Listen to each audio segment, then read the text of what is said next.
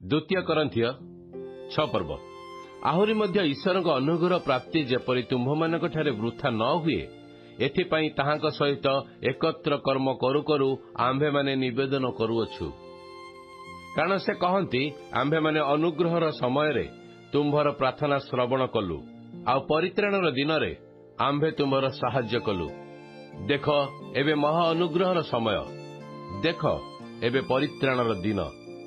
जेपरि आम्भमानक सेवक पद निंदित न हुए एथिपाई आम्भेमाने कौनसी विषय बाधा न देउ, बरं बहु धैर्य क्लेशरे दुर्दशारे संकटरे प्रहारे कारावासरे विप्लवरे परिश्रमरे जागरणरे उपवासरे पवित्रतारे ज्ञानरे दीर्घ सहिष्णुतारे कोमल भावरे पवित्र आत्माଙ୍କଠାରେ अकपट प्रेमरे सत्य वाक्यरे ईश्वरଙ୍କ शक्तिरे दक्षिण और वाम हस्तरे धार्मिकतार अस्त्र शस्त्र द्वारा गौरव और अनादर द्वारा अख्याति और सुख्याति द्वारा प्रतारक तुल्य अथच सत्यवादी अपरिचित तुल्य अथच सुपरिचित मृतकल्प तुल्य अथच देख आम्भे माने जीवित शास्ति प्राप्त तुल्य अथच निहित न हो दुखित तुल्य किंतु सर्वदा आनंदित दिनहीनर तुल्य किंतु अनेकों प्रति धनदायक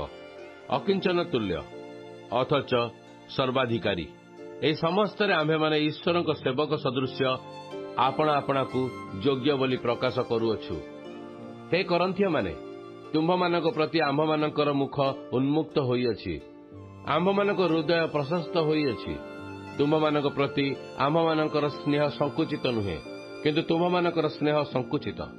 निजर संतान मानकु कहिबा परि मु कहुअछि, अनुरूप प्रतिदान निमंते तुम्भे माने मध्य प्रशस्त मना हुआ। अविश्वासी मानक सहित असमान रूपे जोचा न जाओ, कारण धर्म और अधर्म मध्य कि सहयोगिता अबा अंधकार सहित आलोकर कि सहभागिता, बिलियार सहित ख्रीष्टंकर कि मिलन किंबा अविश्वासी सहित अविश्वासी कि अंश, प्रतिमा सहित ईश्वर मंदिर कि संबंध। कारण आम्भे माने जीवित ईश्वर मंदिर अटू, जेपरि ईश्वर कहि अछंती आम्भे सेमानक मध्यरे बास करिबा आउ सेमानक मध्यरे भ्रमण करिबा। आम्भे सेमानकर ईश्वर हेबा आउ सेमाने आम्भर लोक हेबे। एणु प्रभु यह कहती तुम्भे माने सेमानक मध्यरु बाहरी आस आउ पृथक हुओ आउ अशुचि पदार्थ स्पर्श कर नाही, पुणी आम्भे तुम्भमानंकु ग्रहण करिबा। आम्भे तुम्भमानकर पिता हेबा, पुणी तुम्भे माने आम्भर पुत्र कन्या हेब। यह सर्वशक्तिमान प्रभु कहती।